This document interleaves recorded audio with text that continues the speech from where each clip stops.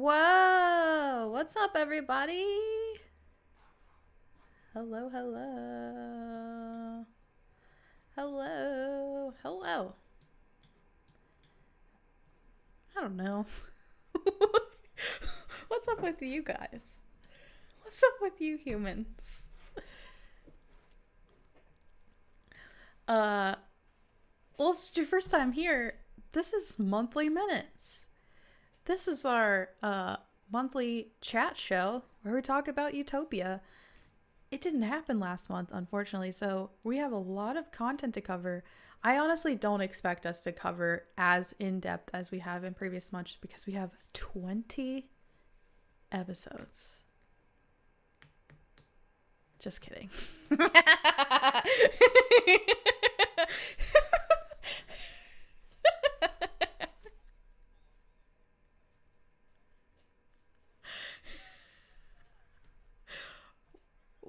But we do have 9. We have 9 episodes, which is still a lot to talk about. Oh no! Adam's in the chat says he can only hear me. Oh. You look pretty. There you go. It's gonna be done through interpretive dance. We got it. It wouldn't be a stream without tech problems. Oh, if they can't hear me, I could theoretically say, and no, they can hear me now. Cool, great. Oh man. Well, what I was saying is that we have 9 episodes to cover in this monthly minutes, which I certainly do not expect us to cover all 9 episodes in as an in-depth version as we have in the past. So we'll hit the highlights. We'll talk about what y'all want to talk about, and also answer any questions that come up in the chat. So be sure to pop in your questions as they go. We're not going to waste any moments. We have Liz here, Daniel, and Avis, aka Scylla, Morgus, and Sibba, and myself, your DM. And we're going to dive right in and figure out where we left off. So, last we spoke, we talked about the fight with the Gath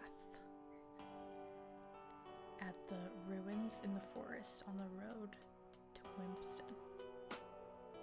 That was a while ago. We talked about some fireside chats that happened. We talked about some of Livy's motivations.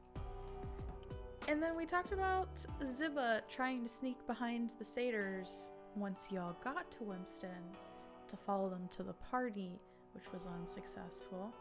Scylla off on her own adventure. So we'll start with the fight with the Slads. Y'all had decided to go help the lumberjacks. Well, really, Zibba decided to go take this bounty and help some of the lumberjacks of Wimpston. We were busy, right? Not busy at all.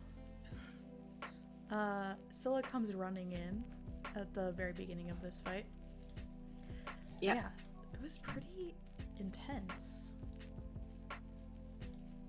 Until it wasn't. I remember that being one of those cases where it was like everybody was, and I like these moments at the table where everybody is super conscious about what they're doing and then potentially what the next person is doing based on what the person behind them just did. And so there was a really good, like, oh man, we're in deep shit. Oh, no, it's fine because you're doing this and I'm doing this and they're doing that. And then that's going to happen. And then it's fine. And then it was nothing. Uh-huh. Yeah. Sorry, GM. Yeah, you beat me to it. I just remember Morgus. Was it like Morgus's version of Tasha's hideous laughter, Yeah. which was like a charisma save Mhm. or wisdom something, and it was somehow at disadvantage. There Or well, okay. Yes, you got that off on one of them. They Yeah. fell prone. So every attack on them was at advantage, right? Because they were prone. And then the slads had advantage, because they're slots or slads, however you want to say it. They get advantage on saves against magic. It was their modifier. And then Livy got a Bane off. There it is. Yeah. That always just makes it go so much better for us. I threw an That's my way of extra saying it. higher level slat in at the end on the fly. Because I was like, this is too easy. And then you all decided, what was it? It was like a stunning strike. And then Scylla used her vines. And then also something else. It was insane. That was probably the most optimized I've seen a party ever as a DM. It was a lot of fun. Like you said, Liz, just like trusting. A lot of luck and a little bit of skill. Yeah. It's like Adam said, they just had a -2 to the save and could only succeed with a nat 20, and that's only if the Bane roll wasn't high enough. Exactly. Thanks for tuning in, Adam. Yeah, thanks, Adam. Oh, bye, Adam. Hope nothing weird happens at work. Cross fingers. I don't know. It's a full moon. Yeah, that's Oh, true. is it? Yeah. Sure is. Okay, here we go. Bye. So the slot fight happens. You all clearly win. Oh, the other thing that happened that was really funny in that fight is that Ziba used, you used your ancestral. There's a sirens happening outside of my house right now. You used your ancestors for like the second time ever, but then Yeah. that creature that you initiated them on was the one that was Down, and so they did nothing. They're just hanging out. Oh man. Was that more of a, hey, come and see what I don't need you. I just want you to I see just what I gotta did. show up really quick, yeah. Yeah. You know, it's like you're having a concert and you gotta invite the whole fam. Yeah. Oh my God. This is instead of like giving a drawing for them to hang up on your fridge, this is the adventurer version of that, is like showing your dead ancestors your My skills. achievement. Yeah, your Move. achievements in adventuring. Yeah. Like sending a I can't- recording or something. Really, like you call them afterwards. Margaret, guess what? I made it. Listen to what I did.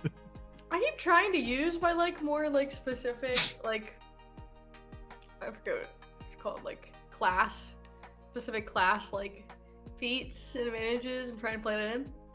I still have some that I haven't even used. Mhm. We are at level 6 now. Mhm. I have a few that I have never used, and I only used that one twice. And I just keep trying to look for the right moment, and sometimes I use it, nothing happens. I think I just gotta use it more freely, but I don't know. I feel like they gotta have a meaning, so I just keep putting it off. Yeah. Good time though, whether it does anything helpful or not. I feel like that's the like constant struggle of having so much available to you and like using what makes sense in a moment for like not just your character at the time, but also like the scene, the situation that's happening. And it's like not everybody's holding back secrets. You're kind of just waiting for that to be deployed at the right time. But also you want to use them because they're there. Yeah, I just haven't found that right time, so I guess there'll be more to come when eventually I use those abilities Mystic gave me. Yeah, I think that'll definitely make like that moment when you do use it for the first time really special narratively speaking. Like it'll almost be like a bit of a backstory reveal for Ziba, especially like as you're so judicious in choosing them. Yeah. You're gonna have to wait though. That's all you get from me. Hey, I'm happy to wait. Yeah, so we did the slot fight, y'all got paid, went back to the Lying Woodpecker, and wildness ensues. Livy drops the bomb about my Shiria having set up a voicemail. Oh yeah, that ruined dinner. It ruined dinner. Godfrey goes outside. Morgus goes after Godfrey. Ziba is just like, I need to go to bed. Ziba goes upstairs. Scylla and Livy have a very intense conversation where Scylla has a negative reaction to something that Livy says. That plays out. Morgus consoles Godfrey, then Ziba goes to Godfrey, then Morgus goes to Livy and Scylla, and then it's just like this huge, like, it felt very familial, which was really cool. But like, any highlights or call outs through that whole evening, beginning of the evening, I should say, that y'all want to point out or talk about? I think it was. I actually remember us like talking about that whole scene after the session, like checking in with one another as players, as people to be like, that was a lot. Are we all okay? Good, we're cool. It was really, really exciting to watch people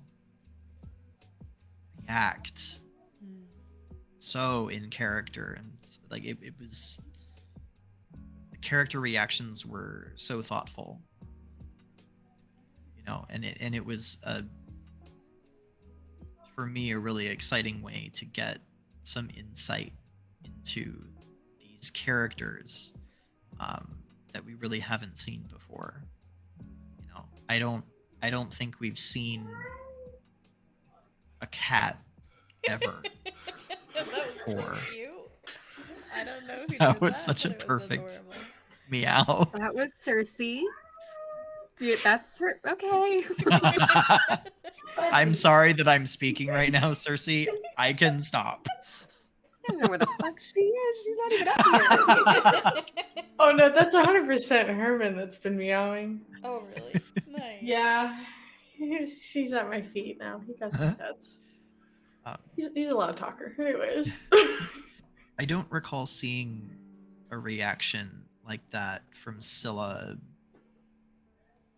Like the only other one I can think of was when, or maybe this was in that scene where Scylla and Godfrey were talking together, and Scylla had it was obvious that Scylla had an epiphany of some sort, but like kind of kept it in and just kind of walked away from the conversation with Godfrey. Oh, was that when we were on a boat? I think so.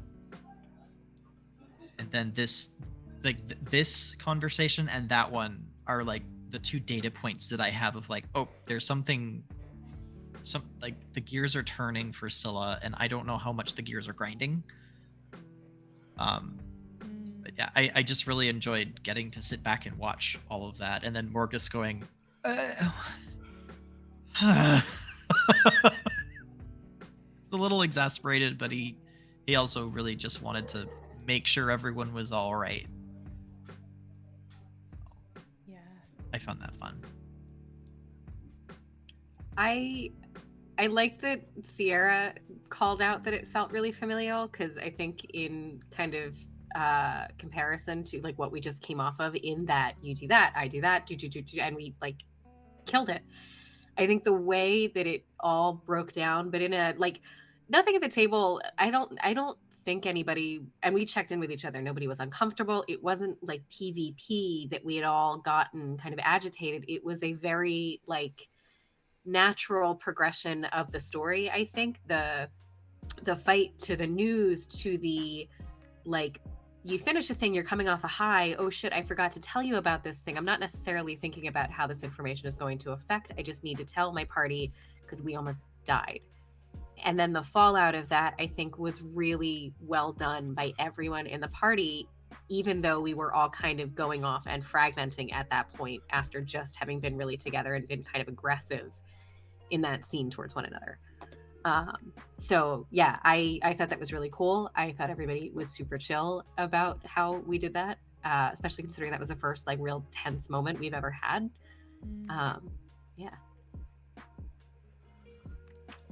I just like the fact that I didn't really know how Ziba should react or talk to you about that situation. I just went, let's just ask the good old ancestors for the DM god. Be like, what should I do?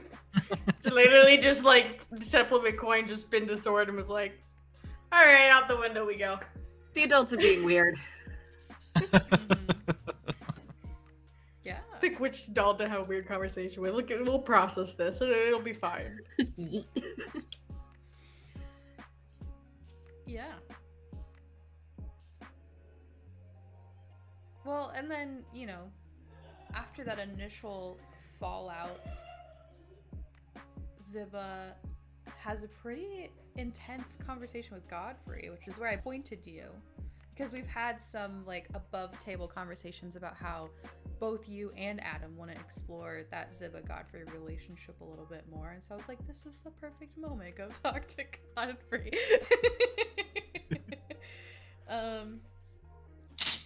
And then you meet a mushroom who gives you some papers.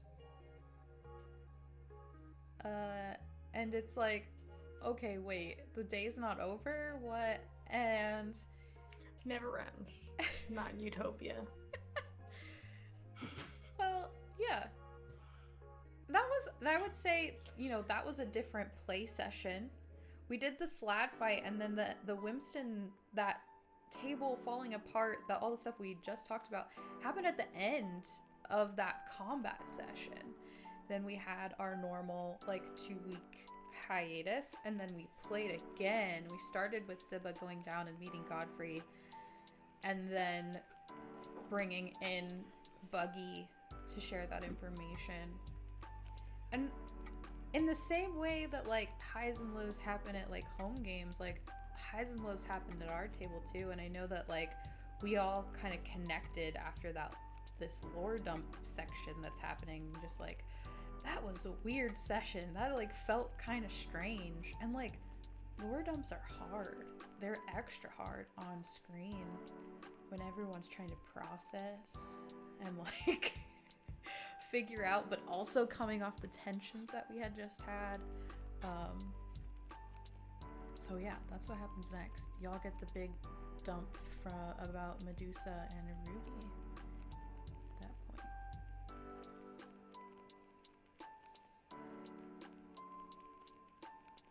No comment necessary, but I'll leave space for some if you want to talk about it.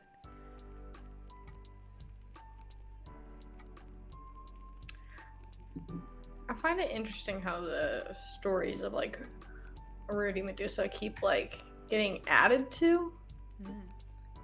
And it like, they're giving it in little bits, and it adds another little bit, and it just changes the perspective of it once again. Just, like, over and over and over again. It's like this adapting story. And I don't know, I feel like that's a very interesting concept. Yeah. I mean, I feel like it exists in all forms of, like, written, you know, kind of literature that we consume. But typically, no one writes a story 3 times. So you get, like, one perspective. And so the fact that we keep getting a little bit more that changes the whole perspective of a story, it adds a development that you can never really settle for a judgment on any NPC in the storyline, because there's always something else that goes around that you're like, now this fact has a completely new meaning. Yeah. Same sentence, different tone. I think you commented on exactly that in one of the episodes where you were like, Medusa seems more happy. Yeah, it's just, I get stuck on that. It's like a whole, it's like a whole different person than what you imagined, or this persona you built just based off of this other perspective, this secondhand information. And as you get more and more information from all these things, you still get an idea of who, like, a person could be, but you're never really gonna know who a person is genuinely. Especially when we're taking into account, like, where we're getting this information is, like, a third party that, you know, are It's made of interesting. spores. It's interesting to think about though, because these are the historians, right? This is how it's recorded in history, so it just kind of like is a reflect on like how history drastically changes your story if you choose to contribute to it, and like how is us as heroes down the road going to be portrayed by these historians, and what impression then will people get of us? That's how we're being perceived. Yeah. Yeah, the what it feels like to me as a player, like narratively speaking, is that we're getting little glimpses into the, like, what's the term? The confounding variable, or the, like, the counteracting character trait into all of these NPCs. You know, if we are introduced to Medusa and that first impression is one thing earlier on in the campaign, I don't remember the specific examples, but right now, but then we get another page from the mushroom folk, and we get a new perspective, we get something else, and it just adds so much depth to the NPCs. And what I'm really curious about, and I know it's probably just a plot device, you know, for the DM to deliver information, but I am now fascinated by the mechanisms these mushroom folk have to get this information. And if they have a story that happened however long ago and they add it to their, you know, history, maybe they're listening in on another conversation, or they're talking to another person or something, and now they get those new pages added. Yeah. I'm kind of fascinated by the mushroom folk. I mean, you all played a mushroom folk. You We know did. how they We get did. their information.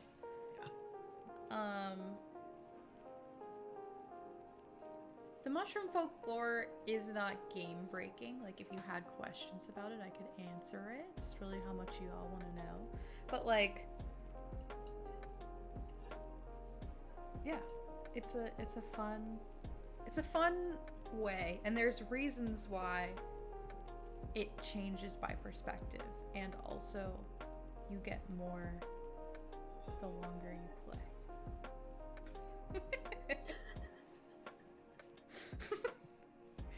I guess we'll leave it at that. So yeah, you all, Sola stays in bed without her armor, which you all see for the first time, which was a really cool moment. And then the rest of you read those letters from the mushroom folk, from Buggy, and go to bed.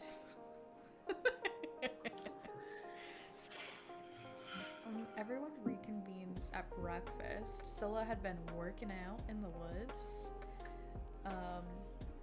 And it's awkward in the way that family breakfast tables are after arguments and confrontations and deep conversation. And also, Ziba gets a letter from Godfrey. Oh yeah. That was a fun letter. Yes. Which, I don't know, Daniel or Liz, if you listened to the episode and heard... Well, Daniel, you were in there when we recorded Godfrey reading the letter out loud. But, Liz, did you listen? Do you know what the letter says? I did, but Liz's memory is so bad. I retain very little after so much time. Yeah. So I do need refresher. It's okay. I have long COVID brain, so. We keep losing Avis. But they're Yes. coming in and out. I don't want to dive into like what it says specifically, but I just wanted to, reveal behind the curtain that some of us were around, some of us know what it says, and it was recorded and there for the listeners. I don't know how that's gonna play out at all.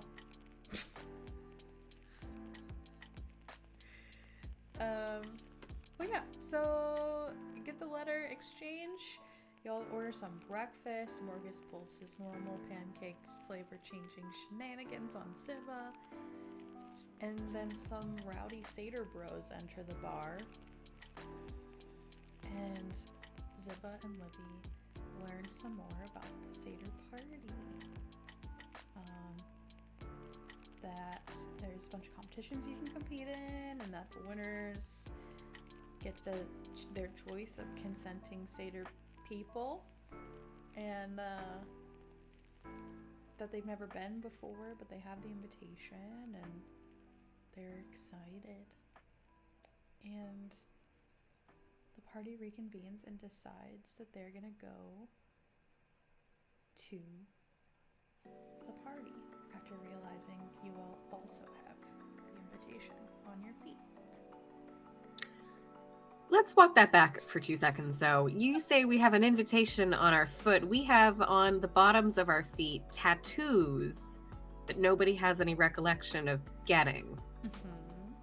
So someone uncovered our feetsies in the night and tattooed us. Well, this might be me not communicating super well. I tried to give Morgus the information needed to confirm that these aren't actually tattoos. They're like magical stamps that hover above the skin.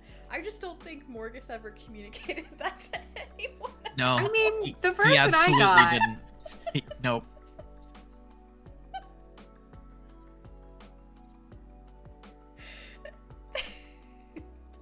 Go ahead, Liz.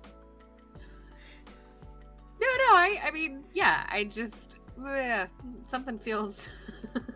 But yes, you did get them without knowing. Why the feet? I don't know. It's what came to me in the moment. You want to know the That's what I'm actual hung train up of thought that brought me to feet?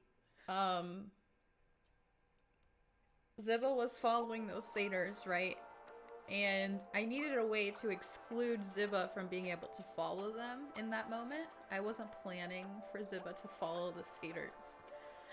And so I was like, oh, well, there's an invitation. What's the invitation? It'd be cool if the invitation was a brand, but brands are gross, and brands on skin don't turn out well. I grew up in the country. I grew up on a ranch. I know people who've tried to brand their skin, don't do it, it doesn't work, and it hurts like hell. Yeah, also, just no. And it just doesn't work, but I was like, oh. Whoa! What? Avis is back? Sorry about that. It's okay. But I was like, horseshoes. When horses get their shoes, sometimes use heat and metal to sort of cauterize the hoof before nailing in the shoe, the metal shoe.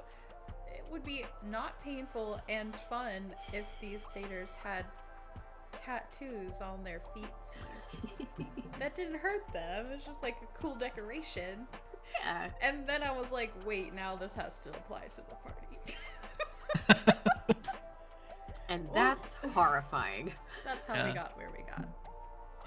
Morgus's investigation of the marks definitely reminded me of the little black light stamps you get when you go into a club or something, so that if you need to leave and come back, you can just shine it under the light. Yeah. But I really don't think Morgus communicated that, and for that I'm sorry that Scylla/Liz now has the ick. Very justifiable. No, it's fine. It was just a hang up. Yeah. Or hang up. Well, we end that session with the decision to go, our game session, not necessarily the episode, but we end that game session with y'all's decision to go to the party. And then we take an 8-week hiatus. I don't know. It was a very long, unplanned summer break as people had conflicts and things. Thankfully, we had banked enough content that we didn't need to miss any episodes or anything, so that all kept going. And then when we got back together, I think we were all rejuvenated. Everyone was happy. We were getting it back into the game.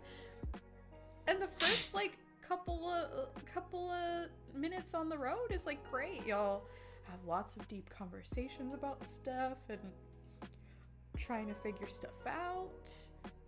And then that first night, Garicias comes back. And Scylla tries to scare Ziba about the creek. About That was freaky. mosquitoes. I'm pretty Yeah, sure Scylla was talking about I mosquitoes. Avis, I don't know if you put that together or if you were just being an incredible role player.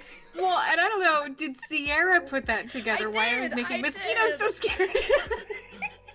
Well, you guys did fight the Sturges at 1.2, so I was like, this is very valid. They I were thought it just was bugs. funny. I was just trying to ick you out with bugs. Especially, No, I was just playing. Zip was very naive. She'd be like, I don't know if you're joking or not, man. It could very well be true. Gotta take everything seriously until proven elsewise. Scylla just didn't want to get bit. well, you even like slapped or like touched her arm at one point, and I was like, oh my gosh, this is too good. I feel like it's just turning into Notorious too, that like Zippa's just awful at picking campsites. But I'm gonna keep letting you do it. Like, if that's what you want to do, I'm not gonna be like, no. It's not like I have a I'm terrible gonna be like- modifier in survival. It's just every time we roll, it's like 2, and I'm like, okay. It's when like the rest of the party just looks at one another and goes, "But they're so happy." Yes. Melissa's gonna keep letting me do it. She's there to save my I'll just slightly direct it a little bit. Yeah. So yeah, y'all find a camp spot. It's right at the end of the road. You know, the road's gonna end somewhere between Winston and the gate, which is around where the Seder party's happening. Ziba just goes to sleep. Livy climbs a tree after a conversation with Scylla, like, we should talk, let's talk. Yo, you mean right now? No, okay, wait, let's wait a little bit. Morgus heads to bed as well pretty quickly. And then Godfrey stays up for watches, and Garicias rejoins as a Black Direwolf, having received a promotion. And,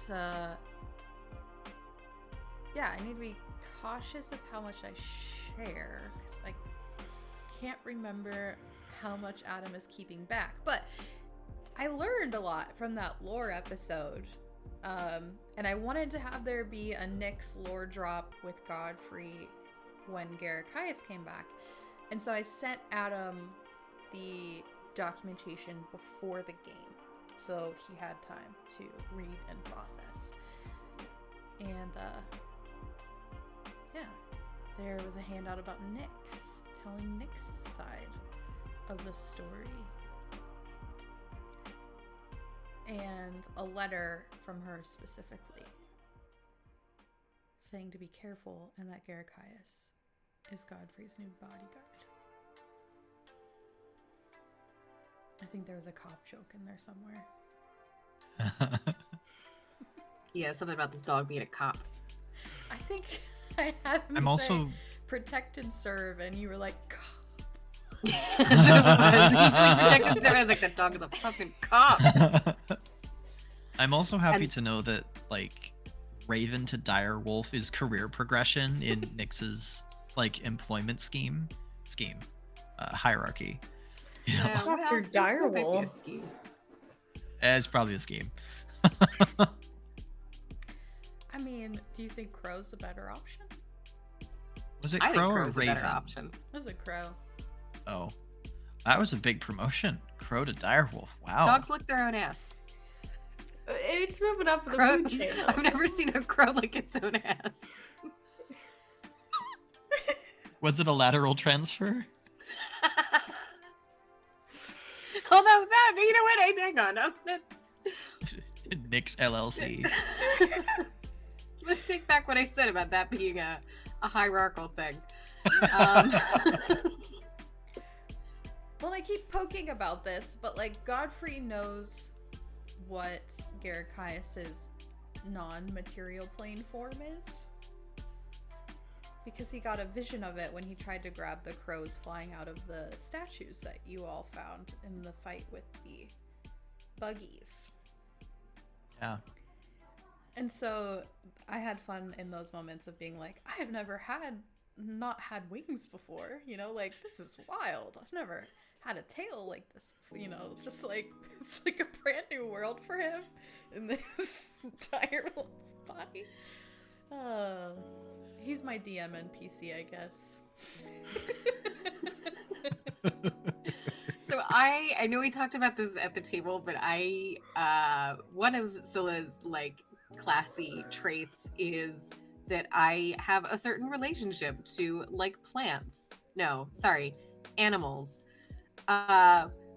In that moment with Garakias, I think I realized Scylla doesn't like pets or animals Yes. as the character decision, and I was like, wait, this thing doesn't make sense anymore. Oh man, did I just write myself into a corner because I have this thing? Like, I don't want to talk to these things now. I shouldn't have had them. Yeah. The little choices you make with your character along the way that you really just have to commit to. Yeah. We also did some warm-up questions. We do some warm-up questions before we record sometimes, and it was one of the questions I asked that I thought was fun is, are you a cat person or a dog person? Fun fact, we're 50-50 because Scylla is a neither person. So there's 2 cat people, 2 dog people, and Scylla. Guess which is which. Yeah, you guess which is which. Put it in the comments. Let us know in the chat. So I yeah. don't know if I remember, so it'll be exciting to find out again. Do you remember where you were? I could say what I think Morgus is at this point, and I'm not sure if it would be the same.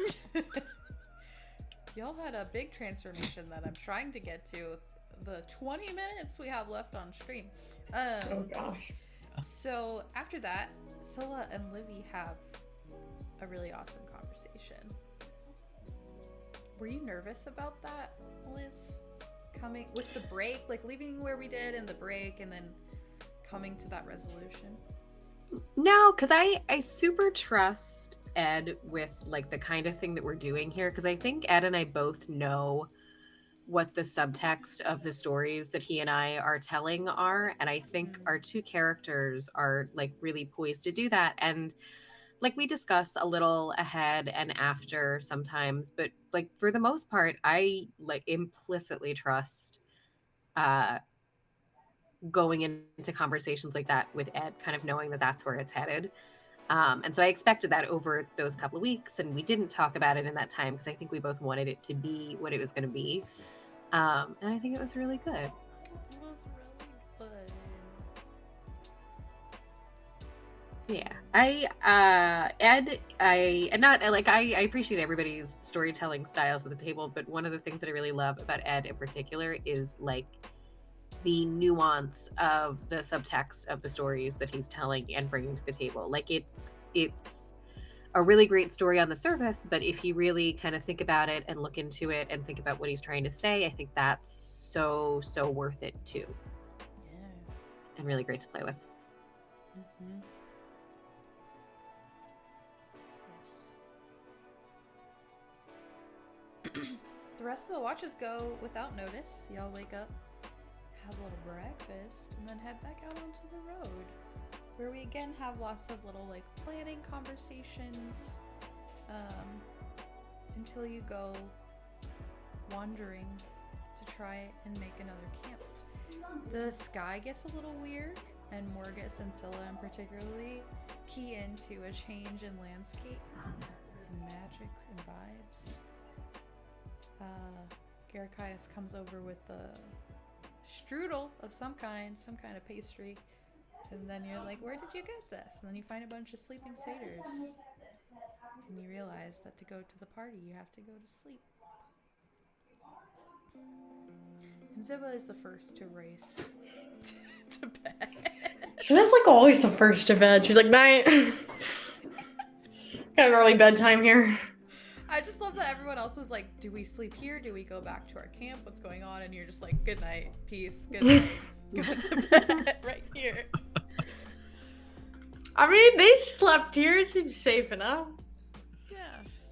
I love the trend almost throughout the campaign of the party comes upon a decision and Ziba goes, this.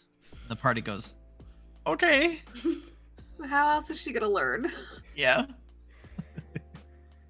I try to play off of it as like her just being impulsive, young and impulsive, but I also do try to Yeah. vibe with the party and be like, we're gonna do this eventually.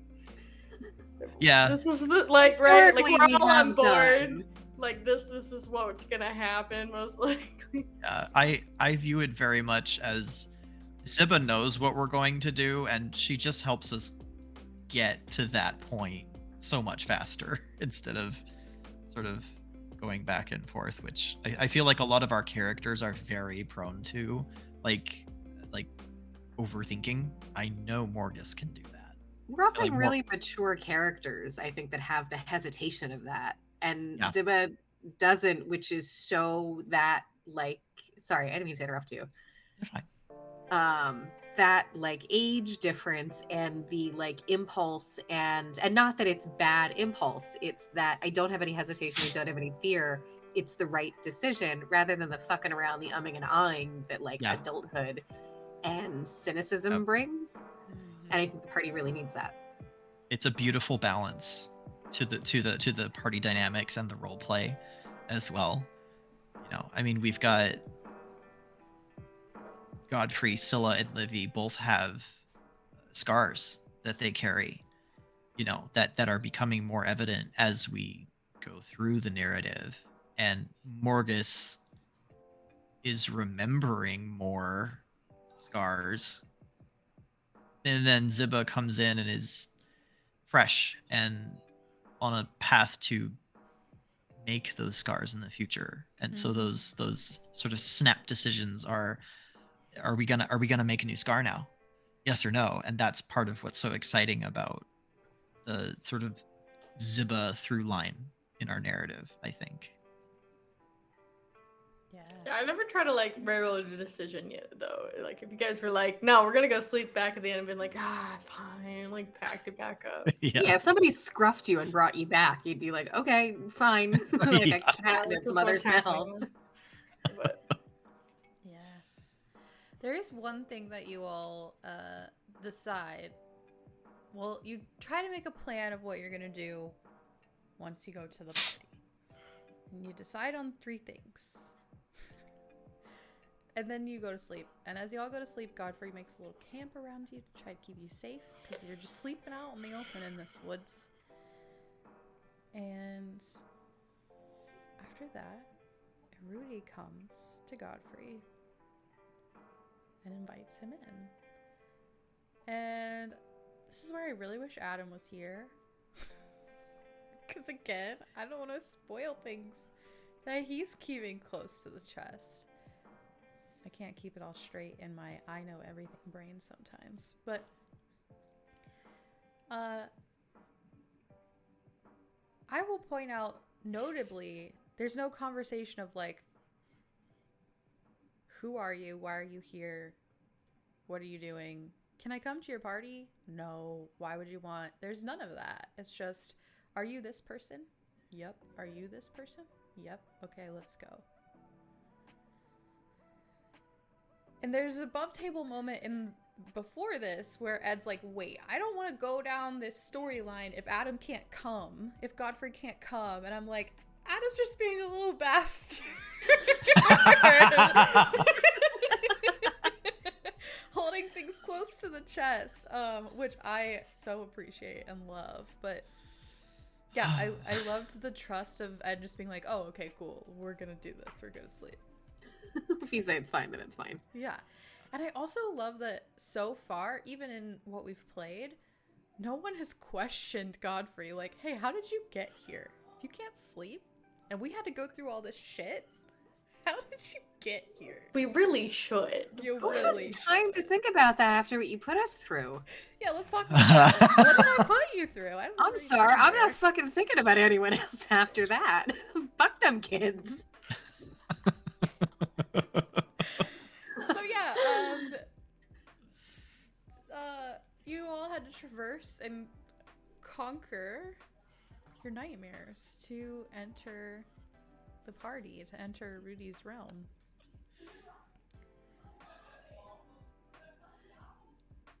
I have nothing else to add on that. I'll let you all take it from there.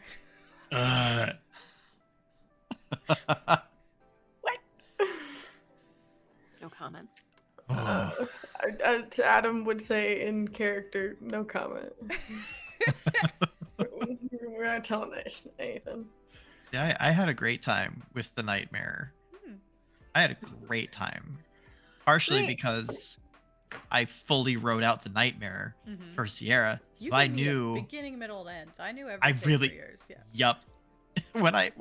I'll never forget the response you had, because when I sent it to you, I think you were driving and your like text to voice read the whole thing in the car, and you were like, this was more eerie because of this. Yep. Yep. Great.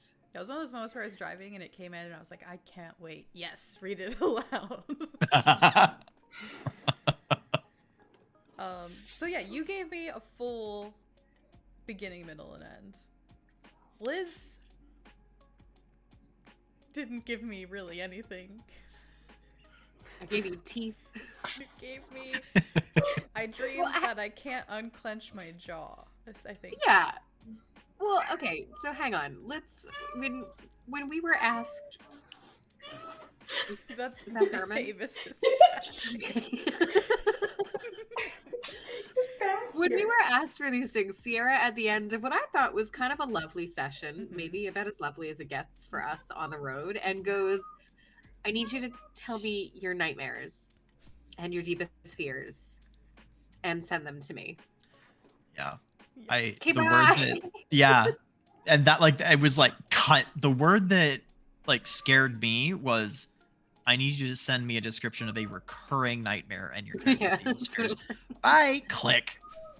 Recurring nightmare, you say? Oh dear. So I took some of Morgus's like visions and just completely warped and twisted them and combined them, and I fully. So when I gave you a theme, and I hope that if I ever am like, here's this, and you're like, that's not enough, I need more, I can absolutely be like, here's more. But I also like giving you themes, because I know you're also going to take them and shape them and give me something really awful and fun back. I equate those two. What I equate those two as like similar experiences of what I get out of this, and that's a me thing. But But wait, was it awful and fun to do? I don't. No, it was great. Okay. No, it was exactly what I wanted. No, I wanted an experience. I like the experiences that you give me that I react to. Like when I'm sitting here and I'm like, oh fuck, my jaw is actually really tense. Oh man. Oh, this is, and I'm looking off and I'm like trying to find eye line because of the things that you're giving me in descriptions. I love that. That's one of the reasons why I do this. Yeah, teeth. I picked my recurring nightmare as Liz, the human being, and mashed it up with what symbolically I think Scylla's really afraid of, and I think you did a really beautiful job putting those two together. It scared the hell out of me. Avis, yours was pretty non-descriptive too, I think. Yeah, it's just like not being, trying really hard to not fall asleep. And like typically, the other detail I had was that something is happening also at the same time that has to be accomplished, or there's like terrible consequences, and you're just fighting to not fall asleep. Yeah. Which is also a real nightmare I've had. But I also thought it kind of fit for even like, because you know, kids always are like fighting to fall asleep. They never want to fall asleep because it's the worst thing ever to go to bed on time. And so I thought, you know, I think it still fits. And Ziba is also very much like some parts an extension of certain parts of my own personality. And so it was like, I could play that out as something terrifying because it does genuinely terrify me. Mm-hmm. Yeah. I just ramped it up with like starting with some mundane things that Ziba probably experienced, and then actual things that have happened since joining the party. I thought the scenarios you presented were perfect. Nice. I think for me the most scary one was Livy's. It triggered all the things. The claustrophobia, deep dark abyssal like water, watching people you love mourn you, like, oh, everything. Everything. Olivia's was a lot. Livy's was a lot. But then Ed used the shatter spell, so. Oh, he unlocked the It door. was a Good. fitting way. He It was unlocked it the was door. so fitting. That's awesome. Hey, lockpick your way out of a dream, but Yeah. Kaboom. And that leads us to where we are. Morgus, you are about halfway through your nightmare. The last half of it will air next Monday. Oh, fun. Is Morgus freaking out? Mm-hmm. Yes. Cool. Definitely. Forgetting that he can do magic. Mm-hmm. Yeah. Oh yeah. I remember in that moment I was like, is he gonna remember that he has the ability to affect reality in that way? No, he's not. cool. Yeah.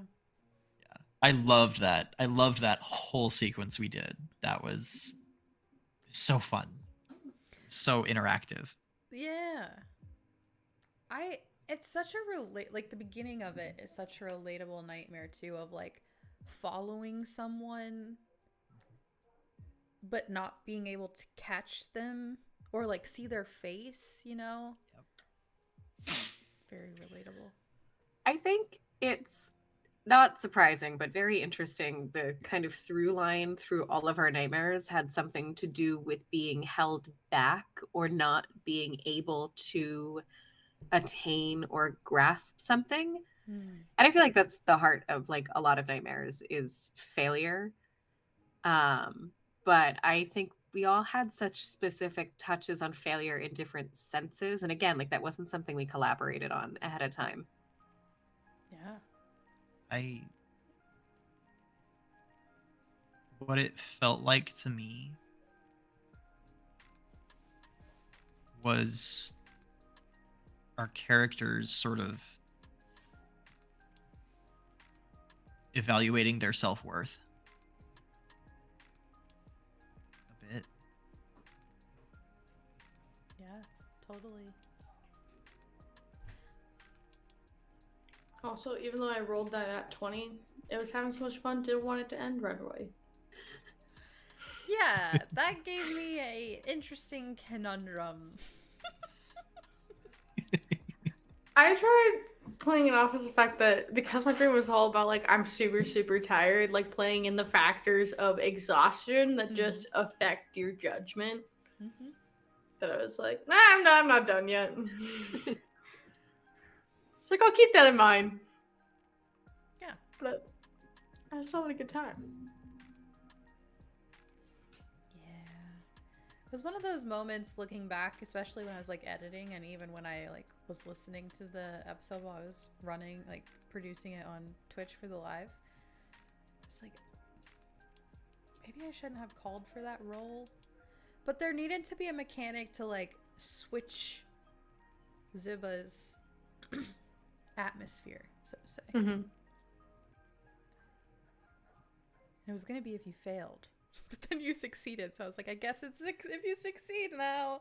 Because this can't be over yet. I have a really high constitution I know. modifier, so I kept succeeding. Those are just a poor pick for me in terms of Barbs. like... But what else would you... What other stat would you use to fight sleep? No, that's exactly it. Yeah, Which is why it's an illogical nightmare. that's true. That's true. Yeah. I don't know, maybe for a nightmare I should have different stats if that's like the thing you're fighting? I don't know. We live and we learn. Live and learn is what it is. Something that did air, I would say one last thing to chat about, is Scylla's experience meeting Mary. Oh, yeah. Uh-huh. Yeah, I'm gonna fight that bitch. Let's go. I'm gonna knock her block right off. I am. Who is Mary? For Livy's some reason, this sire. is. Mary's Livy's bitch ass sire, and I'm gonna fight her. Oh God! She's I don't like the way she everything talks to him terrible at in a all. person. Oh, Like, just your worst nightmare. Yeah, remember the person, forgot the name. Livy never Oh. left his nightmare. It just continued in the form of Ugh. Mary. No, and that's not fair. Not. Oh. Yeah, no, I'm gonna. She's get a her. piece of work. When you get into it more, she's a Yeah. piece of work. I have a lot of fun playing evil characters. Do you really? Yeah. You do very well. Yes, you do. I'll never forget the first time I saw you transform, like, into Nyx. Like, not that Nyx is necessarily evil. We'll figure that out as we go. But the first time at the table that you played Nyx, I was like, oh, Sierra's having a great time right now. I'm just gonna enjoy this too. Yeah. Well, we are at time, but before we go, do y'all have any questions for each other or for me or anyone in the chat? Do you have any questions for the cast?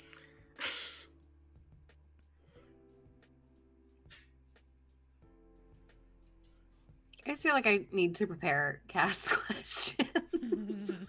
I think Carmen's had a few things to say to the cast throughout the session.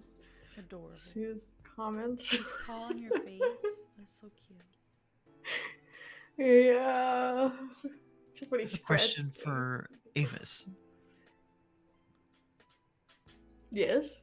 Oh, cool. Okay, sorry, your camera froze for a second. Has Ziba caught on to Morgus doing the whole prestidigitation with the food thing?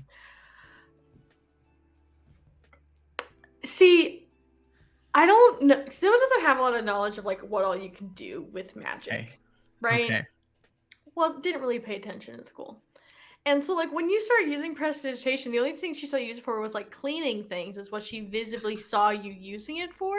And you Okay. haven't used it in a lot of other senses to create any of the other influence any of the other senses. So I'm not sure if she's aware that you can yet. So, but I think the second she sees you use that spell for literally anything else, she's gonna be like, "Hey, wait a minute!" I'm just waiting for it. Like, this has been you the whole time. You're gonna give me a complex, man. Yeah, it's not a magical family. That was not the vibe. It's one of my favorite little things to do. Oh, Ziba's eating. Maybe it's just the cooking, like, you know, like in that form of like you grew up in like just a plain of home that like food could be terrible, and you're like, I'm not gonna say like, I'm not saying anything. All right, they offered it, you eat it. All right, you eat what is in front of you. Okay. Yeah. So she could also just be like, these people just must be weird cooks and just not think anything of it. Yeah. Which goes against those manners to say a word. I mean, you got me thinking about what a like black pepper scone would taste like, and like I'm not mad. Oh, probably so good, like a cacio pepe scone. Mm-hmm. Give me savory scones every day, all Parmesan day. black pepper, hell yeah. Oh. Also, the fact that we're still in a dream, Debbie could be like, this could be part of the dream. Do you think you're still in a dream? Actually, wait, I don't know if this is aired yet. Your face lit. You know I'm gonna pull a face when you ask things that way. I know, and I Do you love it. think That's you're why I still in a always call dream? it out. Love it Yeah. so much. I don't know how to feel about that. Get back to you. As harrowing as our nightmares were, the subtlety of what is coming up in future episodes with where we're at, that I found even more unsettling than some of the nightmares. Just the subtlety with which it gets revealed. A couple things get revealed. Ooh, it makes me shudder. I'm very excited for that. Yeah, there's some real stuff coming up. You It'll be a good time. Anything else? I feel like I'm closing out my 4-H meeting. Anything else for the good of the order? Awesome. Well, thank you okay, bye, Liz. Oh. Thank you for tuning in if you're watching. And Liz is back. I've been Mystic. Y'all can do your outros however you'd like. That's my outro. This is Pose. Cash. I wish you a very good cup of cauliflower, dearie. Oh. Bye-bye. Okay. Yeah, normally I do a big outro, but find me on things, you know, where I am. I love doing these. Listen to the podcast. It's gonna get good. Better. Okay. We're in the nightmares. We'll see you later. Thank you. Bye. Wow.